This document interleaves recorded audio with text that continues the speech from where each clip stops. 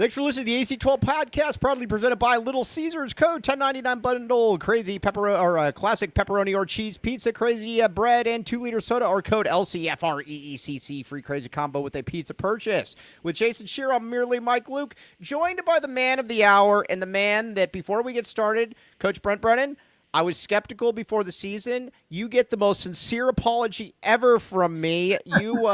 It has been amazing how you have turned this around. And, Coach, like I said, you should be excited. There's a lot of apologies to be thrown your way. Yeah, that it's all good, man. We felt good about the direction we were going. I'm lucky. I've got an awesome coaching staff. I've got support from the administration here, and we got great kids in the program, man. So, I think, anytime, I've been doing this a while, and just keep moving forward, and that's all we did. And we got great kids here, and they're playing their tails off, and it's a lot of fun. All right, Coach, before we get into the nitty-gritty, I got to give you credit on something that I thought was silly at first, but I've really grown to like it. Tell me about Redline accountability, where it came from, what it means, because I really like it now. It's really grown on me. Coach, what is Redline accountability? So the biggest thing, like with Redline, is I think like there are lots of facilities, football facilities across the country just have a lot of slogans on there, right? A lot of mantras, just like all kinds of stuff. And so I wanted to make it simple, right? Make it simple for the players, something that would like easy for them to say, easy for them to understand, one word, simple, right? And so Redline's three parts for us, and it's effort, execution, and accountability. And so the effort, the way we define it is 100. So just trying to take some of the kids' language, it's 100 miles an hour 100% of the time. And so like when I see a player walking out to or getting out to practice or in the morning, I'm like, hey, are you 100 today? Which just means, is he going to be max effort? Right. I mean, just full kick ass, full speed, let's go. And then the execution piece is prove it, because, I think you want to be a good offense. You got to prove it by how you execute in practice, how you execute on game day, and that type of stuff. And that kind of execution piece, that also translates to school. Like, well, you want to be a better student, like work harder, get better grades, just so many, how easy can we make it for them? And then the accountability piece, that's for everybody in the program to know that, like, we all have a part of this. We're all contributing to the greater good here at Arizona football. So, it's own it, fix it. So if you screw something up, that's fine. Just be man enough to own it and then get to work fixing it. But we're not going to sit there and pretend like we didn't see you screw it up, or we didn't know, or you're going to take accountability for that mistake. And so that's kind of where we're at with it. It's been great. Redline means those three things. Those kids all know exactly what it means and exactly why. And so just, Redline for us, it's an easy thing for us to say. And it's great because you hear it all. I hear it on game day. I hear players yelling it. I hear fans yelling it. I told Shear after the game, I had one of our workers on campus in a service truck drive by me when I was jogging too slow and tell me to redline and get going. So it's been fun. Love it. Shear. Real quick on that, and then I got another one. Is it something? Are you going to be one of these coaches that kind of changes the slogan every year? Or is this Redline is going to carry on? It's going to stay with us because I just really believe that effort, execution, and accountability are just fundamental things that you want to be a part of your program. You know what I mean? And really just like, how do we get better? Well, let's start with being a great effort team, right? Let's also execute at a high level, and then let's be accountable for how we go about our business, on and off field. So it's been real positive. Okay, now, go ahead, Shear. I see you. There was a practice in fall camp, I think it was, and Danny Gonzalez went over to the media and said, if we stay healthy, we're going to be good. And we kind of said, okay, what is good type of deal. The defense is like good. Yep. Are you, I don't want to say surprised, but are you almost surprised by how well they've played this year? No, I'm excited by it. I think when we were in spring practice, those were the conversations we were having on our coaching staff, right? We're watching practice. We're beating the crap out of each other. Guys are playing incredibly hard. The scheme is starting to take hold on both sides of the ball. And all of us, our conversations were like, hey, we've got a good football team.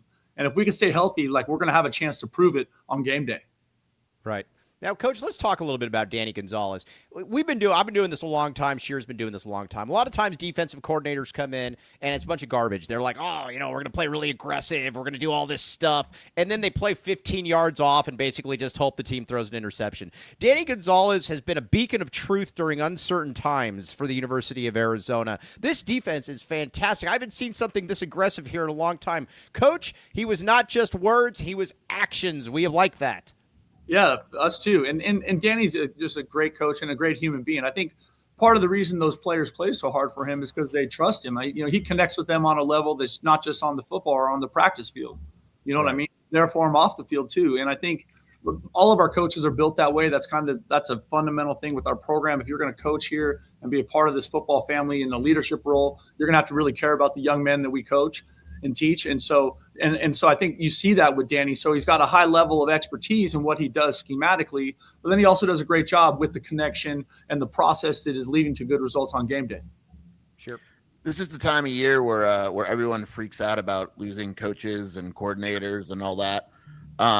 What is that process like for you with Danny and Seth specifically? Well, I think that's always part of the process in college football right now, especially when you're looking at a situation where you've got, I think, 12 Division I jobs open. You know what I mean? So I think that's one of those things that you always have to prepare for. And I think, as a program, we're doing that. I want to do everything we can to make sure we keep this thing intact because I really believe in the people that are here right now. And so that's a huge focus, but not this week. It can't be.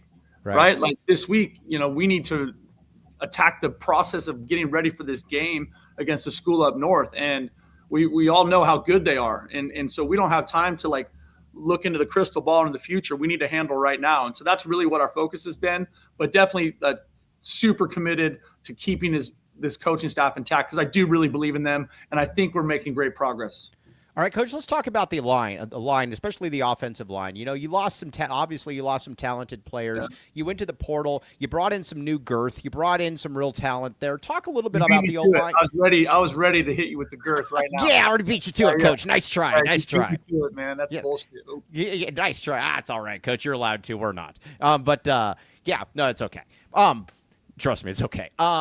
But talk a little bit about Oglesby, though, because he caught a lot of arrows as well. And, this unit has been really, really darn good. Talk about girth. Yes. Coach Oglesby's a big man. Yes, he is. Yeah. Well, I think there's a couple things there. Okay, so Josh is an exceptional teacher.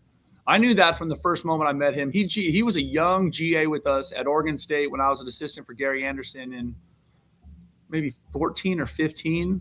And then we were able to bring him back, and then he kind of went on his career. And then I was able to hire him in San Jose State, and we just had a big uptick in our offensive line play right away. And that year we won the Mountain West Championship. First time San Jose had won a championship in 35 years or 36 years. And the way we ran the ball and the way we performed in the offensive line was part of that. So Josh being a part of this staff here was something I was really excited about. He has great relationships with the players. He's an outstanding recruiter. He can be tough now. It's funny because everyone thinks he's this big, gentle giant. Do not let the nice guy fool you. He can be as tough and as demanding as they come. But he's obviously done a great job with this group. And his ability to build connection and build relationships with his players, I think is also a reason why you see those guys invest so much and work so hard to get good. And I think as tough as a year ago was, I really feel like a lot of that was we just had some real misfortune injury-wise. Mm-hmm. Because those players, even though he was just with them for a year, they all really had a great relationship with Josh also. So, I think the ones that chose to stay and the ones that are contributing in a meaningful way, and then the ones we added, Josh was the reason because they really got a great feel for him in the recruiting process, and they trusted his expertise and his ability to coach and develop. Sure. You kind of mentioned in the presser today, but the value in having Joe on the coaching staff, you have Brandon, Ronnie, multiple guys this week, the value of having those guys around the building and the team this week, especially. Yeah, absolutely. It's awesome. All of those guys that were great players here and care so much about the University of Arizona football, just their ability to tell the stories of years past and they're speaking from their own experience, right? It's not like they haven't been in the game. They all were in the game and played meaningful roles in the game. If you're talking about Chuck Cecil or Ricky Hundley or Brandon Sanders or Bobby Wade, Joe Salavea, all those guys were big time football players here. So it's really fun to hear those stories. They all have, they're all different. You're kind of mostly all different eras, right? So you get some really funny stories, different eras, different coaches, different decades, so you do get a lot of fun stories with all of them. But it does give you a great insight into just how passionate this game is and how intense it is. All right, before we get to Coach Daggy, I want to talk a little bit about Noah. I always think about, and that was one of the few things. Coach, I'm generally wrong on everything, but I thought Noah should have started here from day one, even with the previous staff. So I will take credit for that one. But there you go. Yeah, well, I mean, when your victories are so few, you have to really spike the football home. but talk a little bit, and Coach. Greg Biggins, who has been a longtime West Coast scout, said something interesting to me about Noah. We talked about a million times on the show. He said, I've scouted everybody from Matt Leinart to Matt Barkley to on and on. And he said, when the chips are down, he said, out of any quarterback that I've ever scouted, if I need a drive to win a game, I am picking Noah Fafita 100 out of 100 times. And that just stuck with me because – and just talk a little bit about Noah, Les, just dealing with the whole family. No, they're wonderful people. I think obviously getting to know Les and Winona and their family, over the last, year and a half, 2 years has been really special. And then Noah he's such a competitor. He's such a good person. The guys on the team love him. The coaching staff loves him. He's great in the community. You see him after games signing autographs or high-fiving little kids. He just has this incredible way about him, and we're lucky he's here, man. Like that is a loyal, committed Arizona Wildcat, and I think that is really, really special in this day and age. Yeah, for sure. Sure. Your success rate in the transfer portal in terms of players that have made an impact is really high. That's not always the case. What do you attribute that to the most, you think? Well, I think, Guys Crowley and Fletcher Kelly did a great job with, kind of the identification process. And then our coaches also, the identification and the evaluation is kind of a whole staff, whole side of the ball thing, all the way down to the position coaches. And those guys have done a great job, helping us build this roster. And that was something that we knew we had to do going into last offseason. I think we told you it was a just fast and furious December. Like that first portal was absolutely insane. I think we had 38 kids here in 14 days. I think that number's right in my head. It was like 38 or 41. And it was absolute chaos. But we did end up with the right players here. And I think part of that was because the players that remained on our team, the players that chose to stay at the U of A are great dudes, and they did a great job feeling those guys out. Like, no, this guy fits, this guy doesn't. You know what I mean? Like this guy, and so when you think about those guys, if you're talking about Riley or Max or Spive, just all awesome Cam, just great. The O linemen, we talked about the D linemen. It's just there's been a lot of great people who also are pretty good at playing football. What do you look for then when you like somebody like a Deshaun McKnight comes here and he's been a monster in the backfield this entire season. First of all, what did you expect to get from Deshaun when you were looking at his film and just kind of talk about a player like him, because I think he's kind of symbolic in that he wasn't super highly touted, but he's been a stud for you guys. No, absolutely. I think that was a great evaluation by Coach Gonzalez and Coach Salavea, and then I already mentioned Geiska and Fletcher, and I think that's really important.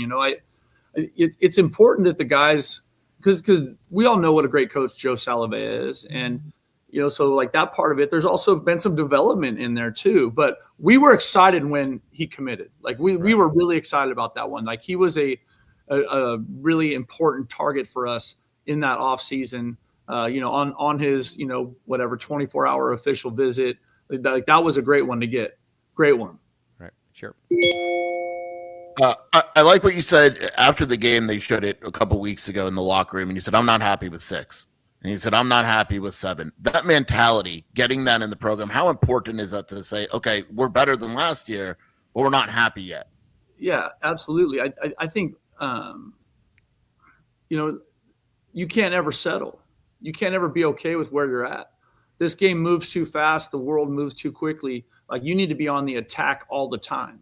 And that's where just, with our team, with everybody, I think there's, and also I've been doing this a little while, right? So I coached some teams, over the years, that got bowl eligible. And my thing was like, okay, that's great, but that's not, we came here to compete for championships. We came here to play big, meaningful games in the month of November, right? And so, that's, I think as a head coach, it's always my job to be constantly reminding guys of that. Right. Now let's talk a little bit then about looking at Seth Dy. When he came in, What were you looking for? I mean, this is a guy that the offense is clicking on all cylinders right now. What were you looking for? What did you think you were going to get? And talk about where we're at right now. Yeah, Coach Day, I think we're making great progress with him. I think his obviously his leadership has been really impactful with our offense, all position groups. His relationship with Noah and kind of that connection and how well they work together has been really, really impactful. But when he came in and he interviewed, for me, I needed to get a feel for him, like as a person. Is this guy going to be someone that I'm going to be comfortable turning over the offense to lead? Is this guy going to be someone that I'm going to be comfortable being in these big time fights we have coming? And so I spent a lot of the time just he and I kind of kept just talking, getting to know each other, getting a feel for him. I'm definitely a feel person on that. Trust my gut a little bit on just my interaction with him when he was here. But then I observed him. We took him through an interview with the offensive staff, and I watched him go through that, and he was lights out in there. Like the football was really good, but he was also really good, like engaging everybody in the room and getting everybody to talk and talking to people directly and knowing everyone's name. And so I could just tell right away that there was some energy there in the offensive staff room with him in it that I thought was going to be real positive for us. Sure. This time of year and really in general, what's the process for keeping guys happy? And what I mean is, like, there's some young receivers that aren't necessarily playing this year, but they're going to compete to start next year. And there's other guys, O-linemen and all that. How do you, especially with the portal and all that, what is your message to those guys?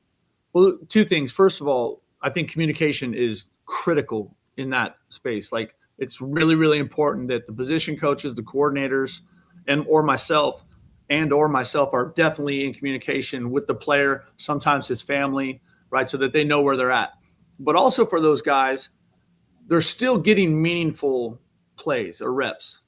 And it might not be what they want, but they are establishing themselves as a player going into next year's roster. Right. Like they're establishing themselves as someone on the team. Like, no, like I'm a guy, I can play, and I played a lot last year, and I might be a freshman, but I'm just going to get better. And y'all better watch out because I'm coming to take your job.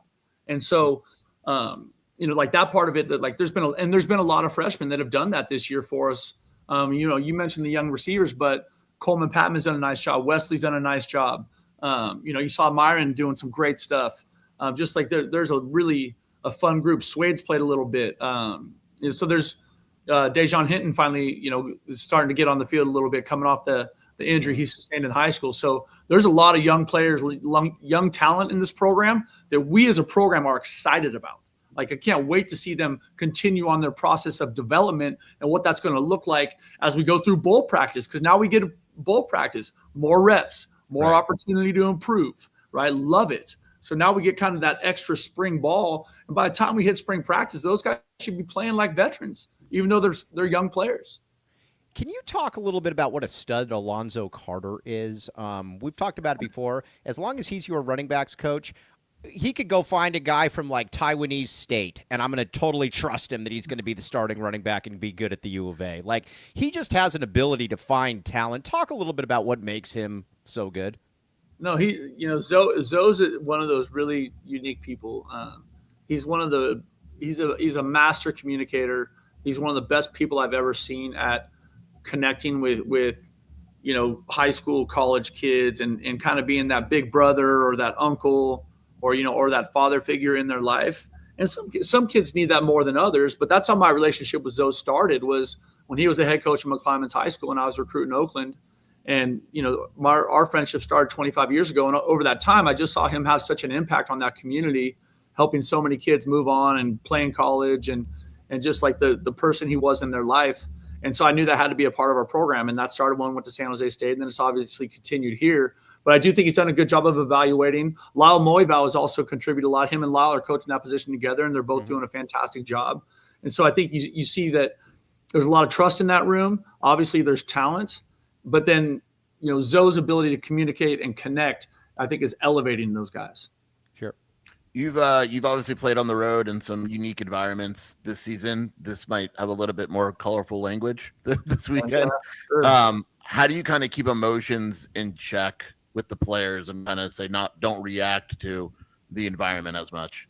Yeah, I mean, I got asked that question in the press conference today. They're like, that is a hard one, but I'll tell you this: like when you play in these big games in November, you have to play with poise. You have to keep your composure because the moments are big and the opportunities are great, and you want to take advantage of it. And you don't want to do anything that hurts your team's chances to win. And Right. so that is something that we already started talking to our team about, and I'm sure the team up north is doing the same. Because we know that like the most important thing is that we play good football on Saturday or Friday. Like that's the most important thing. Talk a little bit about ASU. What do you see? What kind of problems do they present for you, and vice versa? Well, I think the biggest problem is that quarterback. Like he's a stud because he throws it well, and as a runner, he's tough, man. He's a big and really really effective, and they're doing a hell of a job running the football with him. And then also, obviously Brown is running the hell out of the ball. Like they're doing a lot of really good stuff. I think Coach Dillingham has done a really good job building that roster. And I think, obviously coming off the great season they had a year ago, that gave them a lot of momentum in recruiting and in the portal. And they've got studs at every position, and that going into it. And it's exciting, I think, for us because we're going into this game and we feel like there's two good teams playing in this game, and we're one of them. And so for us, we're excited about that. Sure. When you look at the meaning of this game, and I know I asked this earlier, but like, do people come up to you? Like, how fast did it take when you were hired for someone to come up to you and mention ASU? Yeah, day of like that. Yeah, I mean, like as soon as probably my brother. Like as soon as he found out, that's the one. I mean, which makes it fun. I think this rivalry is one of the best rivalries in college football. It's so special, the intensity to it, the fact that it's just in state, not far away from each other. Like, and I've been lucky. I've been a part of some really cool ones, being in college and the SC UCLA game, and coached in the Apple Cup, and I coached in, Oregon State, and the San Jose Fresno State one could be nasty because it's, just right down the street also. But this one has some real intensity to it. And every person I see, like around town, that's what they're saying to me. And they've been saying that to me for 3 weeks. It's not like, you know what I mean? It wasn't like, hey, nice job on the Kansas win. It was like, way to go, coach. Like beat ASU. That's it. Hey, I got a story about your brother. You want to hear it? Oh yeah. It's good. Oh, please. Yeah. Okay. It's amazing. So I got to sneak into a couple practices during 1998, and this is back when they were loaded. I mean, people forget that 98 team had 17 NFL players on it, and you had Jeremy McDaniel, you had Dennis Northcutt, and I had read about your brother. At the time he was still a walk-on, and they were talking about this guy making plays, and he's being thrown around like a rag doll. And I came away, and it was funny, and I was wrong, but I came away telling my dad after he came to pick me up, I'm like, that guy is definitely going to play this year, and he's good enough to start. And lo and behold, I mean, another thing I was right on, that's 3 on my whole life. But with Dennis Northcutt and Jeremy McDaniel, and your brother was in there, and he was fantastic. I mean, he was great, and he stood out in practice. And I just remember, I can't remember who it was. It wasn't Tomey. It was man, I can't remember who it was, but somebody just came up and they're like, man, you really don't care about your body preservation, do you? It was great. I mean, he embodied everything about that era. Yeah, no doubt. He had a great career here. He was back here this weekend with his family for the game. So it was fun. We got to celebrate the win, and it's been great having him back here. And just obviously everyone is so great to him when he comes back here also. He loves the U of A. So it's a pretty special weekend here. Having Nick Foles back here, it's been a fun season that way, but we had some great alums come back through. Sure. Have you made any progress on buying another dog? No. No, don't tell my wife that, man. We're good. We're good with 2, man. We're yeah, we're good with 2. I'm afraid I'm just going to come home and there's going to be the 3rd dog there, and I'm just like, babe, we're not, no, please, we're good. We're good. Coach, I will be at the front issuing apologies. I will be handing out stickers, little stick-it notes. Ben Thienis is the man. Tell Ben I very much appreciate him. We even like Brett Gleason on this show. But before we sign off, before we let you go, Coach, because we know you're a busy man, can we get a back the A out of you? Oh, yeah, back the A. Let's go. Yes. Friday night. Let's go. Yes. It'll be fun. Coach, we very much appreciate. And on a serious note, you've done it with class. You've done it with character, and that's one of the coolest things about watching you, Tommy, Chip, is that I feel we have an athletic, and other coaches as well. We have an athletic department where all the people are good dudes. And as I told somebody close to you, I said, in the game of life, you guys are winning, and that means a ton. So very much appreciate how you've gone about doing it. That's nice of you to say. I do love the coaches in this athletic department. The head coaches, the assistant coaches. I think there's like big time people, great leaders, really, really impressive because we spend enough time together. And Desiree does a good job putting some leadership stuff together where we get together and share ideas and talk about big picture stuff. And I'm just every time, like, you mentioned obviously Chip and Tommy, but there's so many other coaches here that just contribute in such a meaningful way to the whole kind of ecosystem of our athletic department. It's just really, really special place to be. Coach, very much appreciate you, my man. We'll talk to you soon, buddy. Thanks, Coach. Back the A. Yeah, back the A. Girth. We need more girth. This recruiting class. Keep I am doing it, on Coach. the hunt for girth. Yes. Yes. Appreciate you, Coach. We'll talk to you soon. You guys, thank you. Thanks. That was funny. Cody may need to clip that one, Cody. Yeah. Oh, hold on. I'm Cody. Sorry about that. Yeah. Cody, clip. I'm on the hunt for girth. I'm on the hunt for girth. Yeah. Girth gang, baby. We got to get that one in there. That was fantastic. He's on the. Yeah, if you can clip that. Okay, back to girth, baby. All right, we got a lot to digest from that. No Ben. Yeah. No Wilbers. Thanks, guys, for keeping it clean in the comments. All right, Jerry Reyes. Before we get to our reads, the great Jerry Reyes. Thank you, Coach, for backing the A. Now it's our turn to back the A and fill Casino del Sol Stadium next year. Bear down. Then Mr. Tyler Warden. Chuba development is the offensive guard is the biggest referendum on Coach Oglesby's success since he's been here. Very, very true. Very, very true. Okay, now let's get to some reads here. Then we got to talk about what Coach said because, that was awesome, man. Boom. You also had one more. Oh, I had another one? Thank you. Jerry Reyes, another one? I already read that one. I read Jerry Reyes. I'll read it again because we like Jerry Reyes. He's great. Shout out Jerry Reyes. Yeah, shout out Jerry Reyes ×2. All right. Thank you, Coach, for backing the A. Now it's our turn to back the A and fill Casino del Sol Stadium. Jerry Reyes, you should break that super snap down into 2, and basically each one's 10. Yes, JRAD NSN, $5 super snap. Girth, baby, girth. Back the girth. All right, let's get a couple reads in here. All right, everybody stay with us. We got a lot to do. Oh, man. Now, I know people wanted us to see if Coach would go, welcome to the Rock.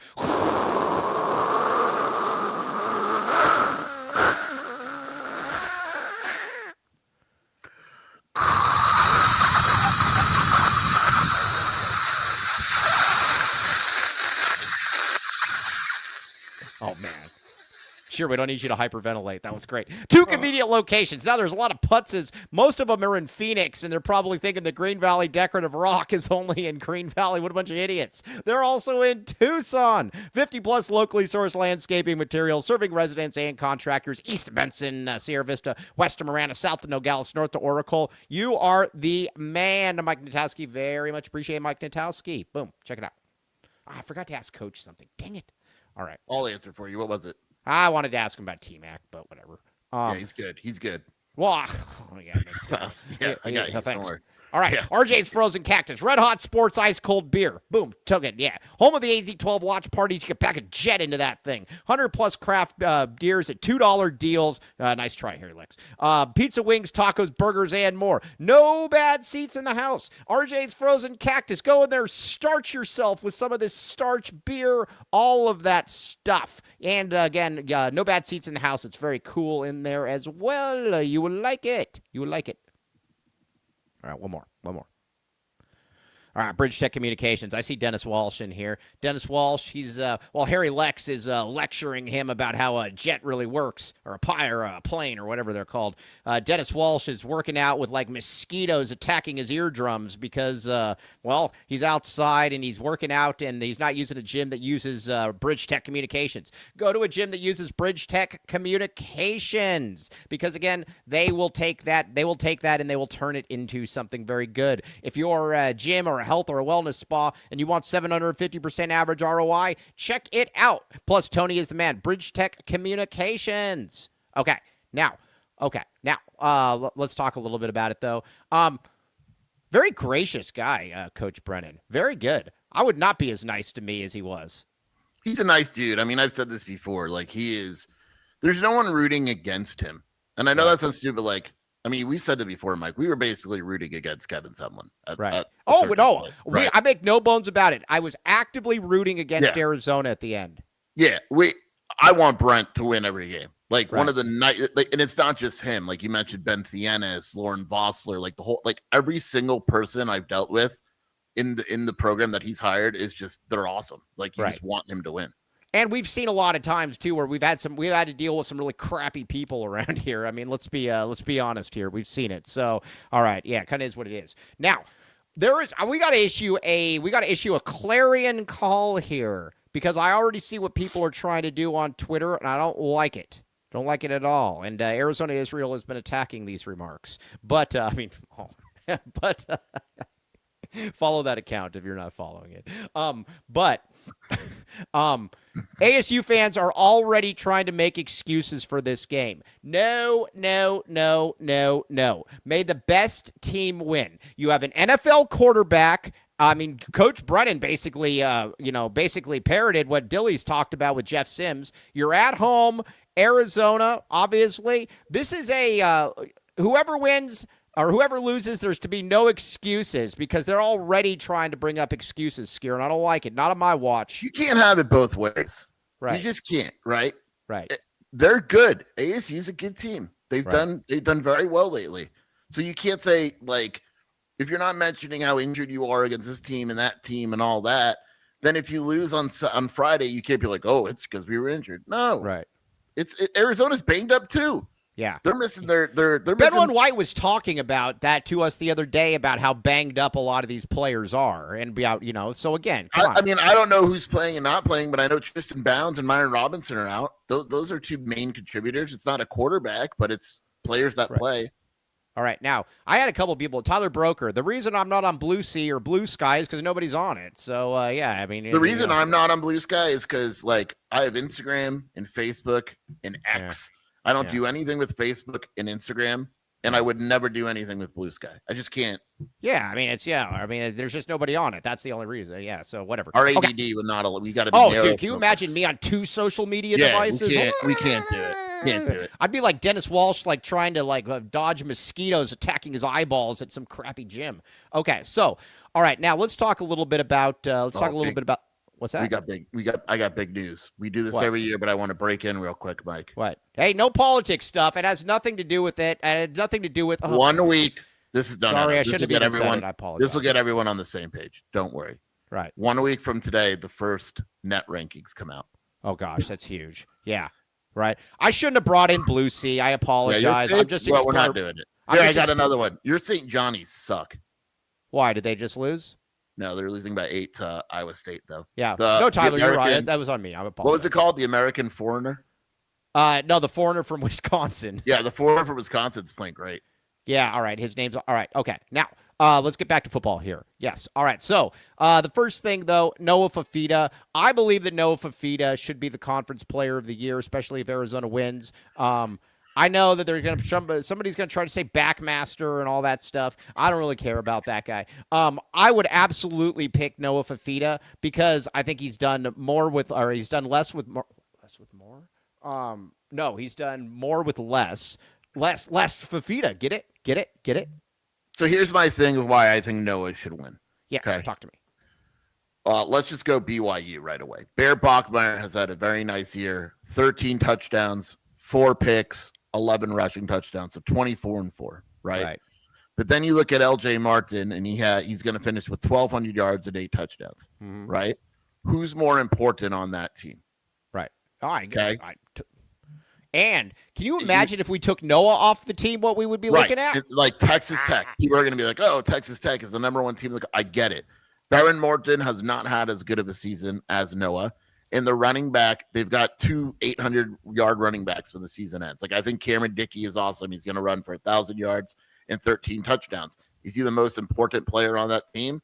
Probably not. Their backup has 700 yards and 6 touchdowns, right?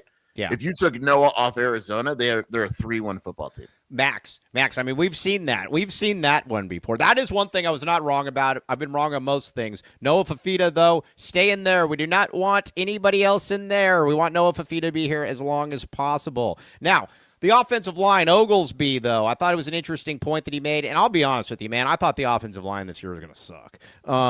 That's a dub by me too, by the way. No, you said that you thought said they'd it be would a be 5. average. I said it would be average. They're actually better than average. They are, but you said they would be disgusting. Oh, yeah, no. That's a huge L. Yeah. Well, remember back in the day, wouldn't they put like a scarlet letter on your forehead or something if you got caught with like cheating? That's what I should have. I should have a scarlet letter with Josh Oglesby's paw right on my forehead. We should treat you like a witch. And Tar and feather me. Yeah. But maybe not.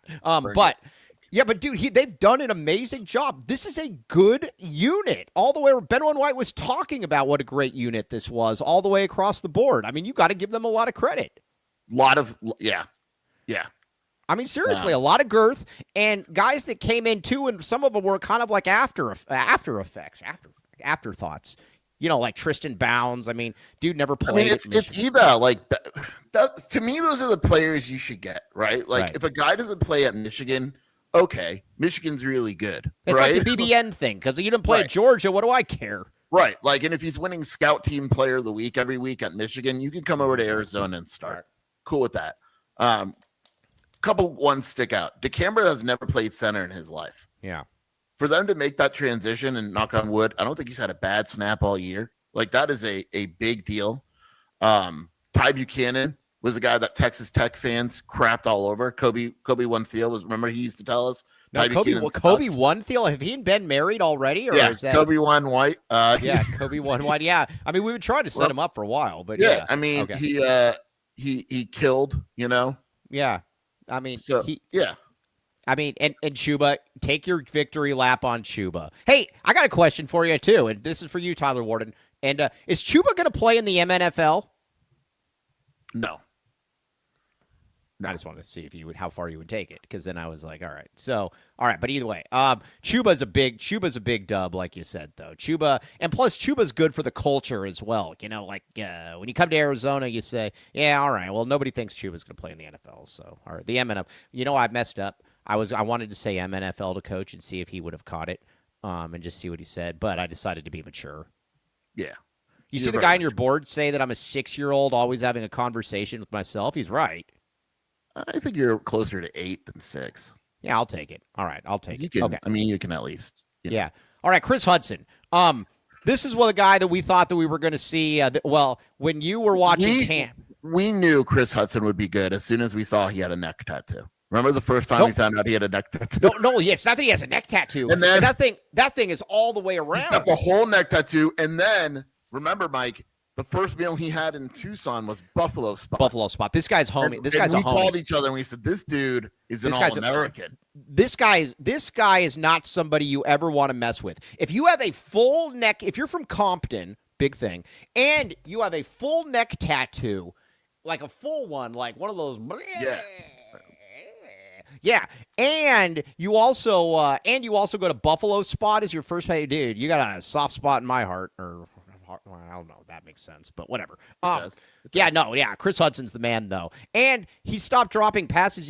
He's been really, really good. This receiver unit's actually. This is, I think, the last 2 games is what I think we thought we were going to see this year. Skier, is this true? Well, I think Chris Hudson's been banged up. He's some kind of calf Ben one was saying that too. Yeah, some kind of calf issue or something. I don't know, but he's finally healthy, and this is what you get. What was funny was against Baylor. They what I like about Daggy is a lot of times he's getting better at this. There were times early season he wasn't as good, but if something's working, he's cool with going back to it. You know. Yes. Against Baylor, it's like that guy can't guard Chris Hudson. I'm just going to force feed him the ball. By the way, real quick, I think that we should have Harry Lex and Dennis Walsh on sometime, 2 certified pilots, to clear up the confusion that Dennis Walsh has been perpetrating about. Dennis Walsh keeps telling me that you can reverse a jet like in the parking lot. I have Googled this. Right. Okay. You can use reversed thrust, and it would move the jet back. However, there is no actual reverse. Yeah, so is Harry Lex right? Technically speaking, you can reverse a jet, but it's not just like putting it in reverse. All right, well, we got to get both these guys on the show sometime. Tyler Warden has a good idea. Why not put him in a dogfight? That's not a bad idea. That's not a bad idea. Winner I like that stays. idea. Reverse thrust. No. Yeah. I knew they were going to go that. Yeah. Okay. So, all right. Skier does physics. All right. Now, so the wide receiver unit is good. One thing you were wrong on, though, my friend. One thing.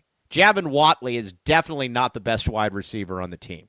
Sit down right now. No, that's fine. But I'm cool with Javin. He's gonna have a big game. We talked. It's a Javin. You talked? Okay.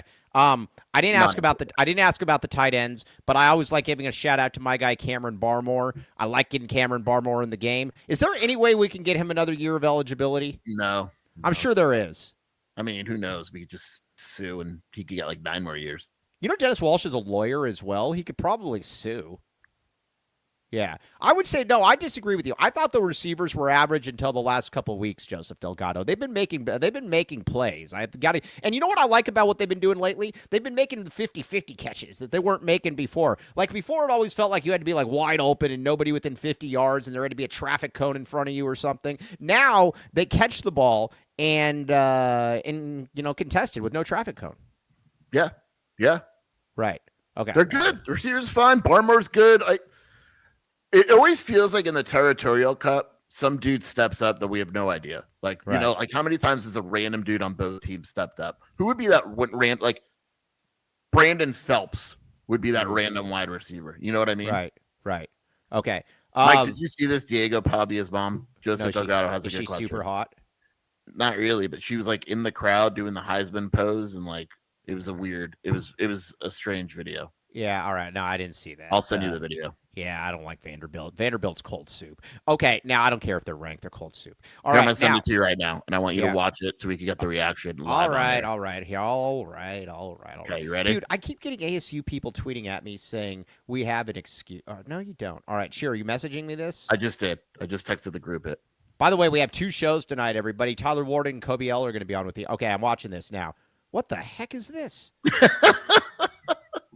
This is his mother? Yeah, dude. Yeah. Yep. Holy moly. I'd be humiliated. No, Bear Down Cats 96. She wasn't just cheering on her kid. She was no, she was definitely yeah. She was going to take some Jello shots after that one, man. Yeah. Oh, yeah, that's crazy. Okay, so by the way, since I told you the earlier, what was that, like 3 minutes ago? St. John's leads now, so my bad. Yeah, there you go. Theo Vaughn is Theo. Yeah, Theo Vaughn. Theo Vaughn. Yeah, he already. Yeah. What is he made Theo some joke? Yeah, I don't know. Did he? Oh, so he's already. He made some joke like, "Can I take your mom out for a date if we win or whatever?" And like he won, and like he literally took her out on a date. So what is Theo short for? Theo Vaughn? Just Theo Vaughn? No, just Theo. No, I'm sure it's got to be short for. I think it's short for Theo Vaughn. No, there's no Theo Vaughn. Theo Vaughn Richardson. No, what? I think it's short for Theodore. Theodore. Oh, duh. Theodore. Yeah. Theo Vaughn. What a crappy name that would be. Yeah. Vaughn it's Theo Vaughn. Yeah. Theo Vaughn. Yeah. Sorry. Everybody settle down. Okay. Idiot. Yeah, morons. Also, Alonzo Carter. Is there a bigger L than anybody has taken all season than Joseph with the running back room with as good as it's been? And as much as we like Speedy, all of them are better than Speedy. And we love Speedy on this show. Yeah. Huge L. I mean, that was a big one. So typical L. A lot of L's. Yeah. And by the way, Ishmael Mahdi, he really runs. He really runs hard. And I don't know, it sounds bad, but yeah, go ahead. Why does that sound bad? He runs hard. I don't know. Yeah. Mahdi has more rushing yards. Mahdi is really good. Yeah, you can't touch Coach Carter. Yeah, okay. Now, Danny Gonzalez. I want to talk about Danny Gonzalez. We're going to talk a little bit of basketball as well. What's your issue? I'm going to stick. You know what's funny? I know that I'm going to get beat up by Jake. I love Jake. I'm going to stick up for the folks of Tucson a little bit here because I think that the media trying to shame them I think it's actually making life more difficult for the coaching staff. You can tell me if I'm wrong. But first, let's get a couple reads in here. Couple reads, baby. Couple reads. Yeah, why is this game on CBS Sports? What? Because it's at 9 o'clock at night or whatever crap. Oh, 8:30. All right. Land the freaking man with the master plan. This is not his this is not his sister. We've been over this before. No, that doesn't mean that. But this woman is not Diego Pavia's mom. She deserves to be treated with respect. The championship package. Boom. 1997. Sure. Do you realize that if you were to go to like Israel, how much the championship package would cost? Arizona Israel is already, I think, on top of this. I would assume more money. I'd be like $10,000. Yeah. So you just stay here and you just stay in the land the man does it, and you fall asleep during it because, again, he has a gentle touch during the championship package insertion. Not the first time you've fallen asleep with something in your mouth. Yeah. yeah. Daily urgent care, Monday through Friday, baby. Only offers necessary treatments. Again, they're not going to do anything. Like, they're not going to, they're not going to take a cockroach and, put it in your toes and then, like, pull your ear. What? That makes any sense. What? I don't know about that. I usually like it. I mean, yeah. Okay. All right. So either way, owned by Arizona local alumni, ask about the 1997 championship package. Land the freaking man with the master plan, baby. Yeah, I love the comments. So good. Okay, what else we got? Talk to me. Come on, Cody. All right. Foster pipe. Shear, front pipes, working. Have you checked? I check my front pipes every day. My front pipes and my back pipes, they're all flowing perfectly. Yeah. But if they weren't, the back pipe. Oh my.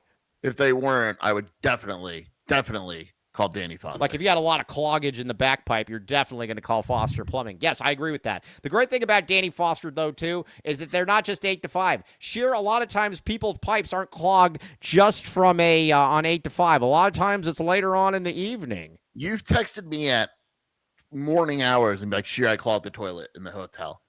No, I have. And so I can only imagine what you do at home. Yeah. Danny Foster, no matter what time, will send someone to fix whatever. He is going to foster. He is going to foster a cleaner sewer for you. I don't know. Either way, Danny Foster's the man. Use Danny Foster. I got to take a picture with Danny Foster as well. He's great. Yeah, and Foster Plumbing, they are there all the time. Use Danny Foster. He is the man. Okay. 88 Crime. Kobe L. Thiel.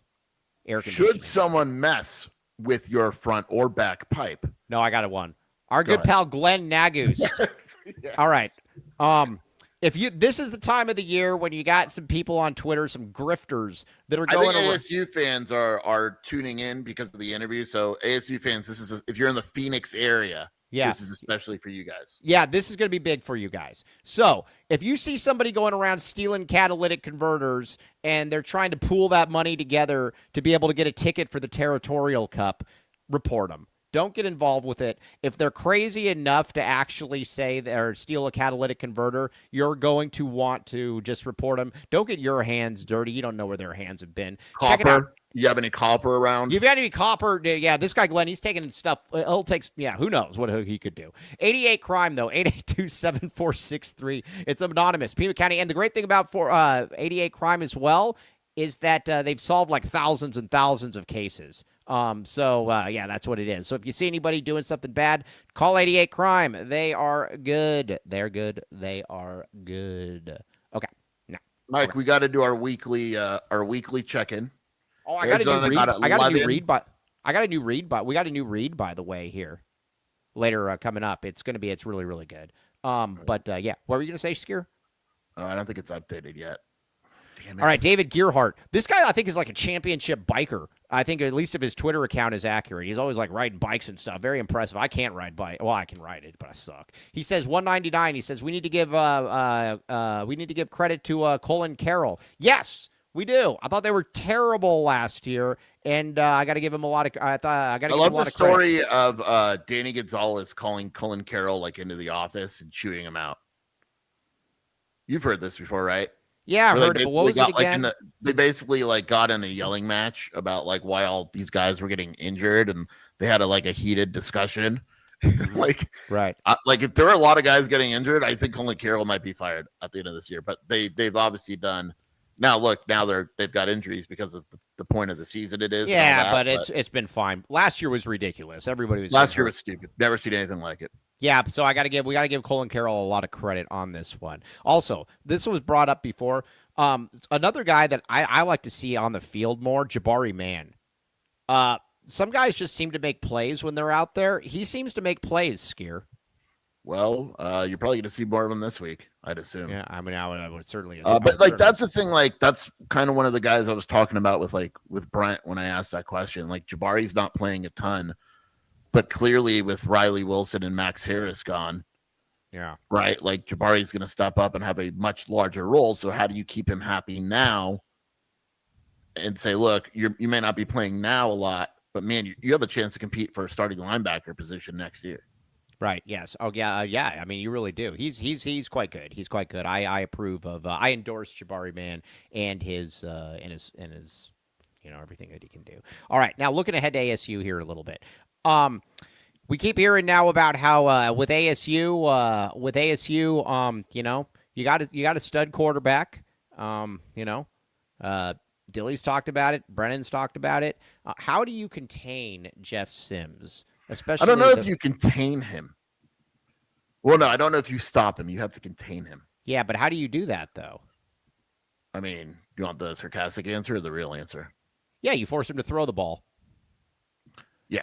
I mean, you know what's funny about this? And this could come back to bite me in the keister. I don't really care. But the thing that's also amazing to me about ASU, they have played so many crappy teams and have won by like 3 points. Now again, who knows? Who knows? Maybe that rivalry means nothing. But man, dude, they look like poo against Colorado. One of my favorite ASU arguments going on right now is that Arizona hasn't played anyone.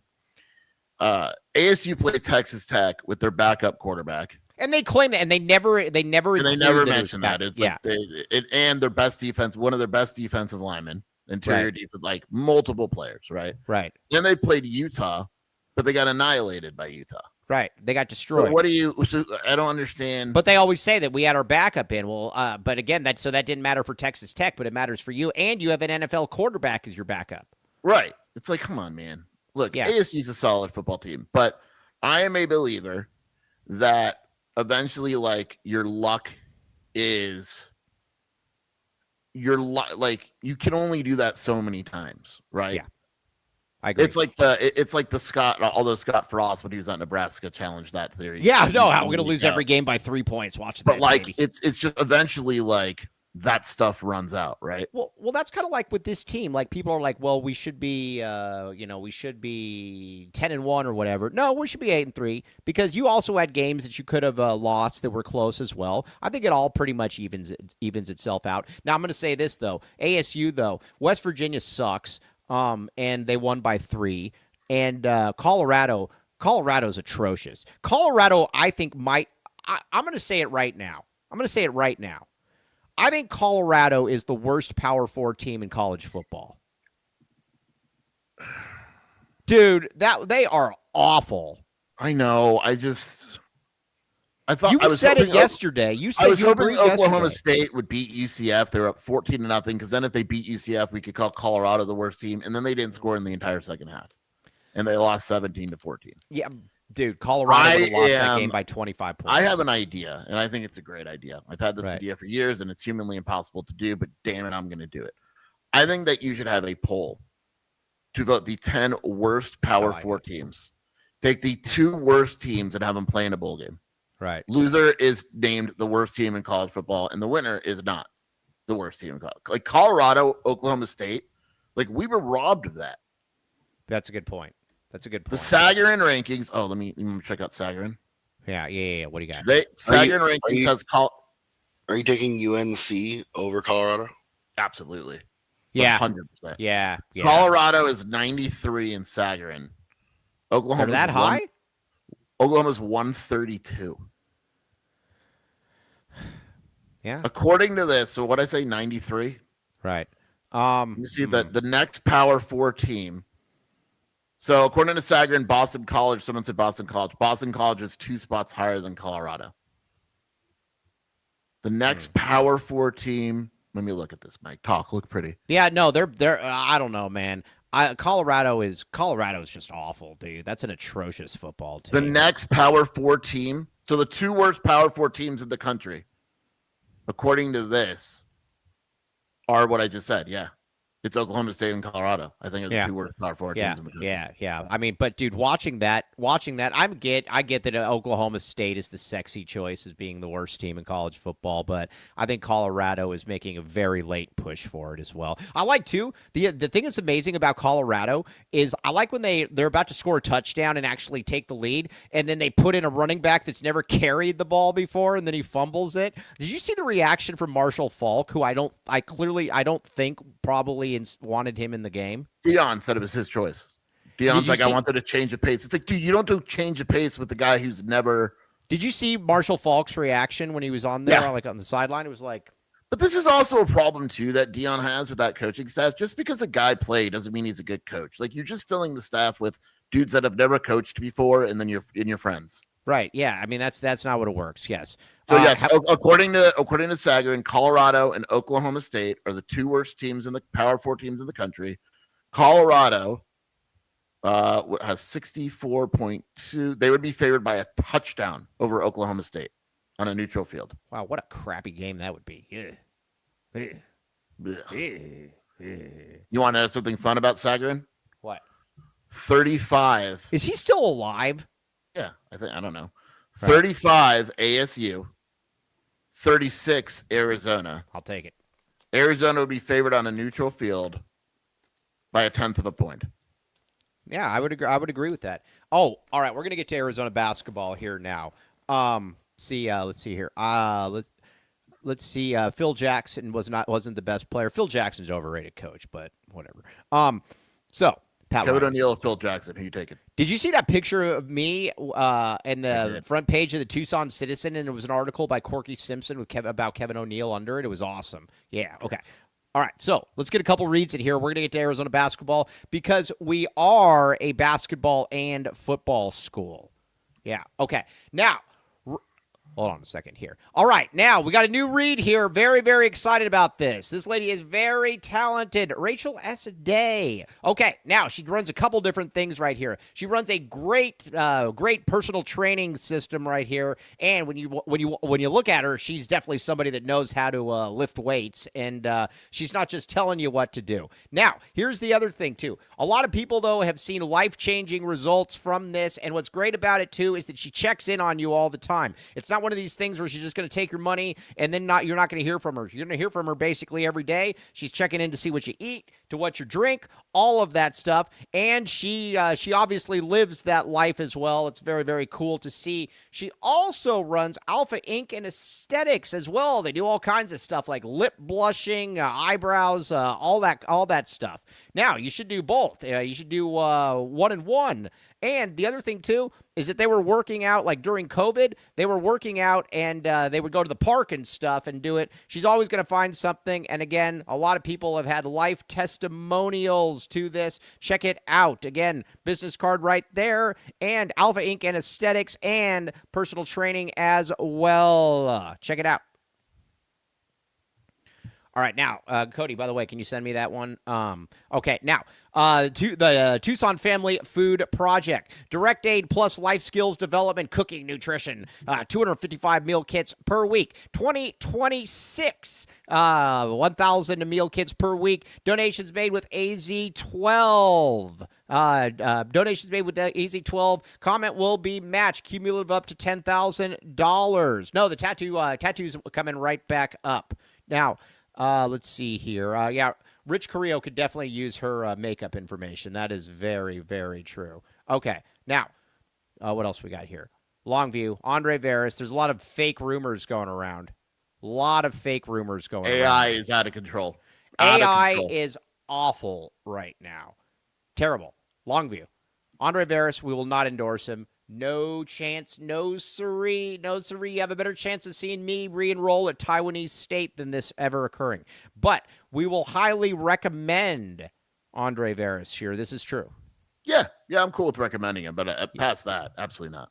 Yes, yeah, that is what I'm going to say. Did you recently change jobs? And you're like, man, I don't know what's going on with my retirement or any of that? Get with Andre Veras, the Mississippi Gladiator. Investing on your own, but not sure if it's enough? Call 520-325-3456. 325-3456.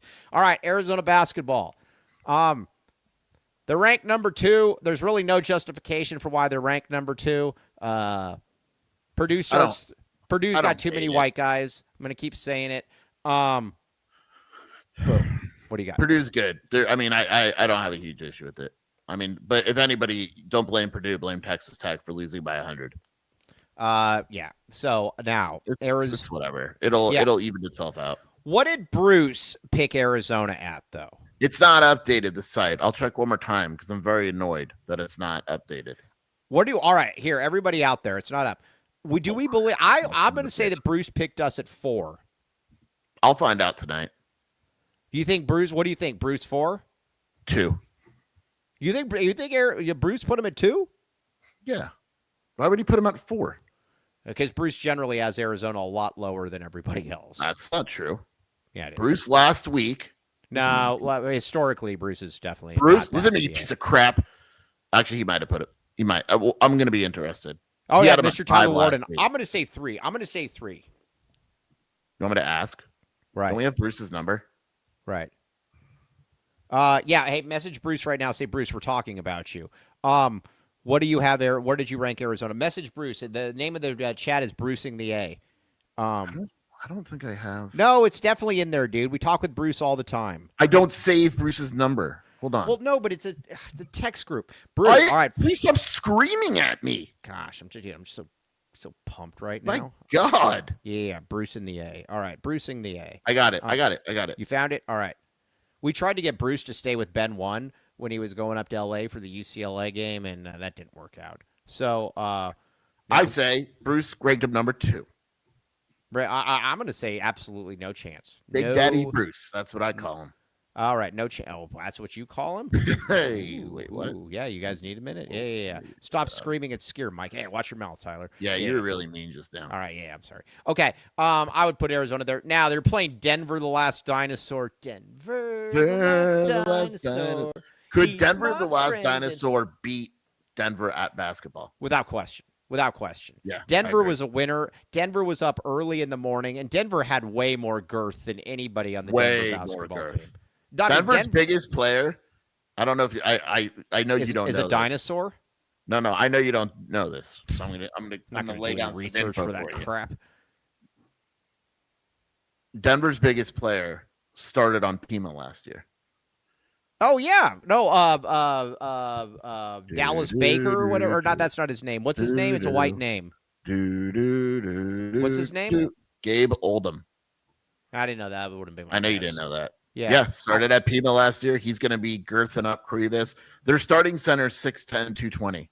Or 6'7", 220. My bad. By the way, have you looked up Duke Brennan's numbers this season?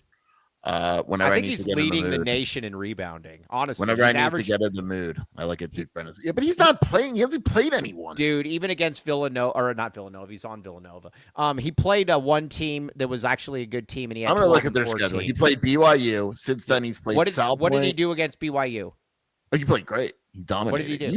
You left. I was like, don't you want to stay for Duke Brennan? And you're like, no, I want to go back to the hotel. Right. Since BYU, they have played Queens, Sacred Heart, Duquesne, LaSalle, Old Dominion, and Temple. Oh, he plays Yaxel on December 9th. Oh, yeah, you better back up, Yaxel. You better take that axle and throw it in your Yaxel. Whoa. That's going to be. What about how's Dylan Anderson doing lately? He's been hurt. It's the ankle. It's the ankle again. Everybody remember back in the day when people would talk about what Shawan McClellan could have been, because you saw such potential, and then he hurt his knee, and he was just never the same. Dylan Anderson's kind of the same thing. Dylan Anderson played 12 minutes last game. He's hurt and had 3 blocks. I mean, but again, he's on a pitch count. It's because of the ankle. Yeah, so he's shooting 56% from the field. Do you think his dad is trying to tell the coach that he should really put him at shooting guard instead? I want to point out one more player since we're doing this, Michael. Yeah, Philly B, averaging 8 and 5. My boy. My guy, my boy, my man. My friend. Your boy toy. Sure, Conrad Martizel. 12 points, 4 assists, 2 rebounds, 62% shooting. Where's he at? East Point? High Point. High Now, Point. now look, they don't play a ranked team all year, but they're going to the tournament, and there's a good chance that they would face Arizona. But God help Jaden Bradley. Do you like that Dylan Anderson comparison to Jawan McClellan, though? Because we knew what we were about to see, and it just didn't. Hey, did I ever tell you about the time? And we'll get back to basketball in just a second. This kid that I know, instead of saying fruition, he would always say fruitation. And after the third time, and I'm like, I don't think that really. I don't think that really means what you think it means. Well, it's not a word, but he kept talking about the fruitation that was about to occur, or the fruitation, and I was like, no, I think it's fruition. But do you think that Dylan Anderson and Jawan McClellan would have had similar? I have the answer. What? You ready? Yeah, what do you got? Bruce ranked them 2. He posted it to I posted it to our website. I ranked Arizona 2. Boom. Bruce. Oh man, Bruce is the man. Bruce is. I said, heck yeah, Bruce. Yeah. All right. Now let's talk about Denver. They suck. But I have one priority in this game. One priority and one priority only. Braden Burries. We need to get Braden Burries going. We need Braden Burries to fruitate into the player that we know that he can be. Well, Mike, I know what you're wondering. Who's guarding Braden Burries? I'm glad you asked. It's a man by the name of Sean Wysocki. An Asian shooting guard? No.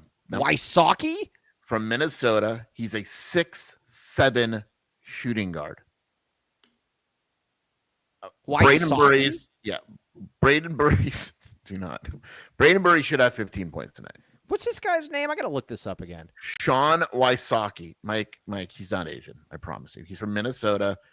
There's no Asians in Minnesota. No, he's Sean Wysocki. Yes. Oh yeah, he doesn't appear Asian. All right, fair enough. No. You know, he was at Morehead State. Benwood White was a huge fan of that school. That was his second team, Morehead State. But yeah. Sean Wysocki, he was there before then. Yeah, this guy's not. Ben's a big fan of Morehead State. Yeah, I mean, exactly. So, but he's always talked about it. All right, yeah, Burries, no more. Yeah, Burries, we need to get off. We don't need him to be a paralyzed parrot. We need him to play. We need him to be effective. And Shear just literally said there's no Asians in Minnesota, and I was like, there are. Not on the basketball team. You don't think there's one Asian in Minnesota? On the basketball team? No. I don't think the team that Arizona is playing tonight. Yeah, okay. All right. Well, fair enough. But Braden Burries, though, they need Braden Burries to get going. I don't see color or race or anything, though. Never. So they need Braden Burries to get going. 15 points. I want to see Arizona. I was and texting with someone. I was texting with someone about Braden Burries. Right. The other day. Mm-hmm. And I said, you need to play him a lot tonight. And that person close to the program said, Braden has gotten so much better with defense and passing. We know he can score. It is going to come eventually. All right. Well, that's good. I like that. I think that's fair. Yeah, that's good. That's good. I will. Is that guy Asian, Tyler?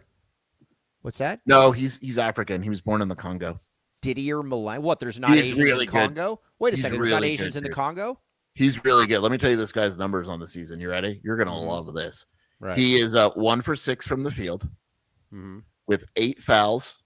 Excellent. In 8 minutes a game. That's it. Interesting. All right. Yeah, I do believe Burries is going to be fine. I'm going to say this. When it comes to Burries, like I said, I just think that people need to recalibrate their expectations a little bit. He's good. I mean, he's going to be fine. These Yeah, I'm definitely rooting.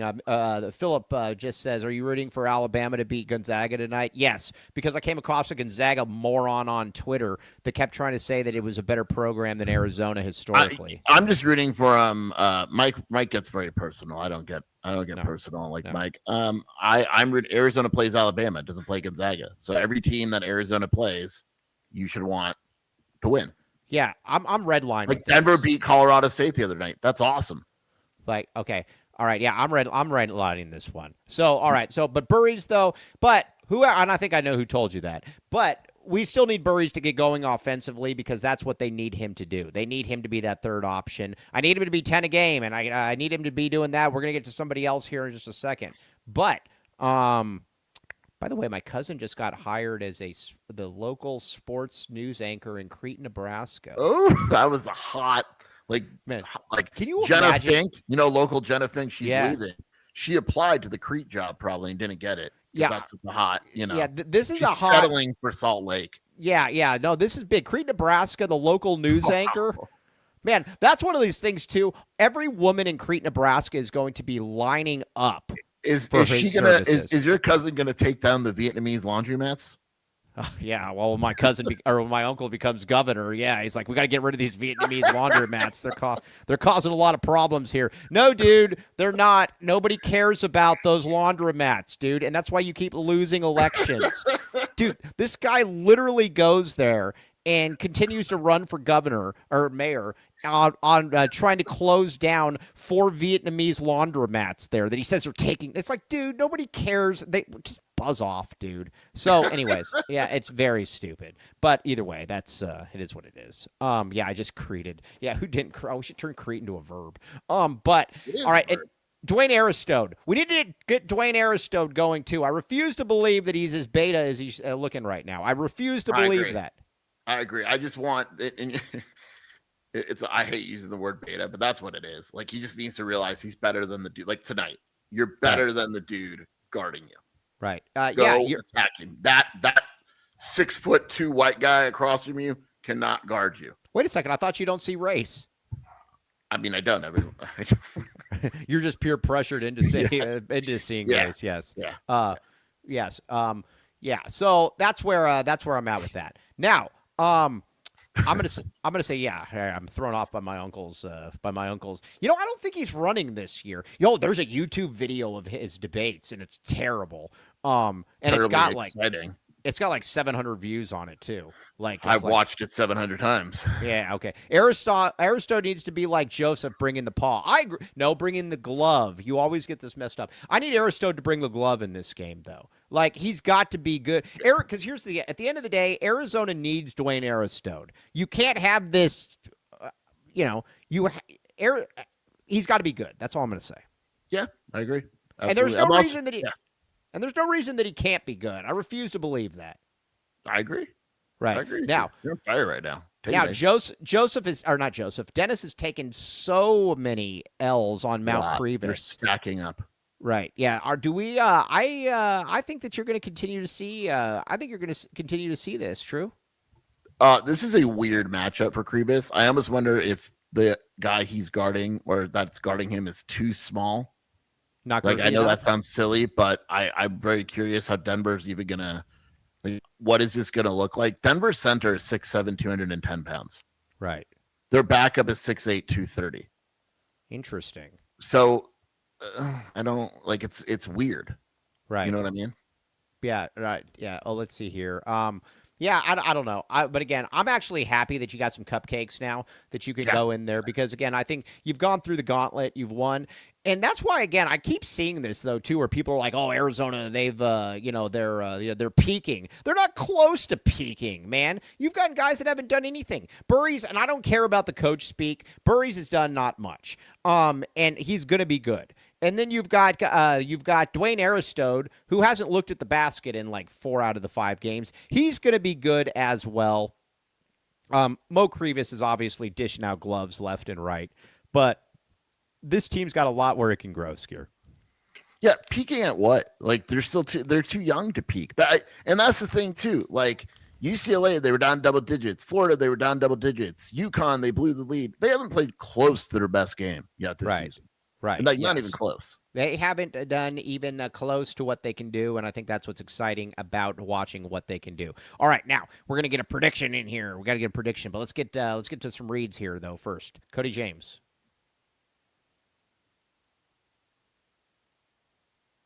Copal, we're gonna have another watch party here. We are gonna have it, and again, everybody in there that was amazed by what Crevis is doing, you are going to continue to be amazed by what Crevis is doing, and we will talk about it at Copal over a free elote rib and Mexican food delivered nationwide at mymexicanmenu.com. Use code AZ12 for 10% off your order. I got to say, Joseph and Marcus, were actually surprisingly cool people. I didn't believe that Marcus existed. I thought he was AI, but he does exist.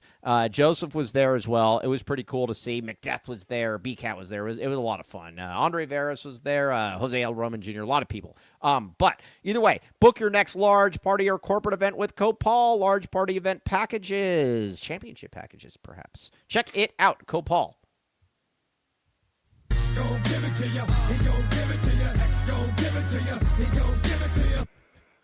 Comfort X HVAC, Kobe L. Thiel. We're going to be Kobe's going to be on the post game with me and our future coach at AZ12 Prep, and we got to talk about it here. Yeah, everyone in this community is awesome except Cankle Carrillo. I totally agree with you, Mr. Tyler Warden. That's a great nickname, by the way. Get entered into a Christmas raffle for a $100 grocery card and a 6-month filter supply delivered. Service and maintenance, emergency repairs, installation, replacements, noise reduction, free estimates, you name it, they got it. Check it out, Comfort X HVAC. By the way, I'm going to ask this Arizona Israel account if they know who Bruce Pascoe is and to initiate an investigation immediately, Skier. That'll be funny. Okay. As long as he stays safe. Yeah. Okay, that's good. All right. Yeah. All right, Baggins. Yeah. Okay, now, go in there, man. Go in there and ask for it. We have not gotten any real times of late. I am very upset with all of you. Where are my real times? Dennis Walsh, I'm looking right at you, my friend. Use code AZ12 for 15% off. Plus, I told you that you get a cookie if you mentioned Dennis Walsh at the one on Grant, right? Obviously. I mean, yeah, what am I saying? Yeah. Join our VIP text club. Text Baggins to 877-797-0444 for specials and deals. Every sandwich comes with a chocolate chip cookie. It is very, very good food. Yes, Mr. Tyler Warden did it. Hey, Mr. Tyler Warden, go back into your bank account and then just show a picture of the purchase and then real time it. Boom. Okay. Now, yeah. Hey, Max, we don't need the details. Bruce Branch is reclassifying to 2026. This will be an interesting one to see how this plays out. Sheer, what do you think? Yeah, I mean, Arizona's going to be right in it.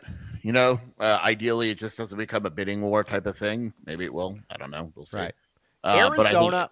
Here's what I'm going to say to anybody. Arizona, and I like the people that are like, oh, and I think it was Jules, and nothing bad towards Jules, but he's like, can you just get both of them? And I'm like, no. You can't. You're just going to get one of the two. So if you get one, you're not going to get both of them. And whoever, if you get them, one of them will be shooting guard. One of them will play shooting guard. Boom. Yeah. You would agree with this. This is true. I would. Holt's on to shooting guard, though.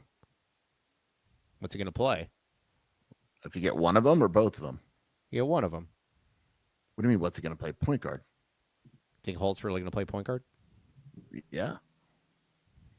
No, I mean, combo guard. We'll combo guard him. Yeah. No, I don't think he'll play point guard. I'm just trying to do what's best for Arizona. Yeah, but yeah, one of them. Are we telling him that he's a point guard? Is that what we're doing? No, I don't know. I'm just kidding around. But yeah, he's a shooter. Okay, yes. All right, now Vegas Falcon. Oh, back to Dennis Walsh cookie. $10 super snap. Very, very much appreciate Vegas Falcon. Okay. We are going to sign off here again because, again, we have a show tonight, and I need my beauty sleep. Coach was absolutely awesome. Oh, let's read the super snaps. We got super snaps in here. Cody James Martin, pull them up. Maybe not. Okay, Joey Reyes. Joey Reyes says this is the third one. Joey Reyes, you're really getting your value out of this super snap, my friend. 1999. Thank you, Coach, for backing the A. Now it's our turn to back the A and fill Casino del Sol Stadium next year. Bear down, baby. All right, Mr. Tyler Warden, $10. Chuba development at OG is the biggest referendum on Coach Oglesby since he's been at Arizona. Very, very true. Very, very true. All right, J-Rad's SN $5 girth, baby, girth. All right, David Gearhart. We need to credit Colin Carroll, $1.99. Very, very true, my friend. Very, very true. Vegas Falcon, $10. Back the Dennis Walsh cookie. All right, I'm going Arizona tonight. 82, Denver 39, and they're going to be screaming out, we wish we had Denver the last dinosaur. Denver. The last dinosaur. He's my friend and a whole lot more. Denver, the last dinosaur. Yeah, What? that's good. Yeah, what do you got, Sheer? What do you got for prediction? 98-67. Okay. Denver. All right. On that note, we will be back with you tonight. Everybody hunker in there. Dennis Walsh, I know you're just getting started at that time. We will see a Big 12 Bobby, as always, picking Denver over Arizona. Boom. All right. On that note, though, see you guys tonight. TTFN. Oh, real quick. We need real times from Little Caesars, guys. I haven't got nearly as many real times as I need. Code Yeah. Code 1099 to bundle classic pepperoni or cheese pizza. Crazy combo. Code LCFREECC. Free crazy combo with any pizza purchase. Boom. Check it out. All right, we will be back with you tomorrow. Or not tomorrow, tonight. TTFN.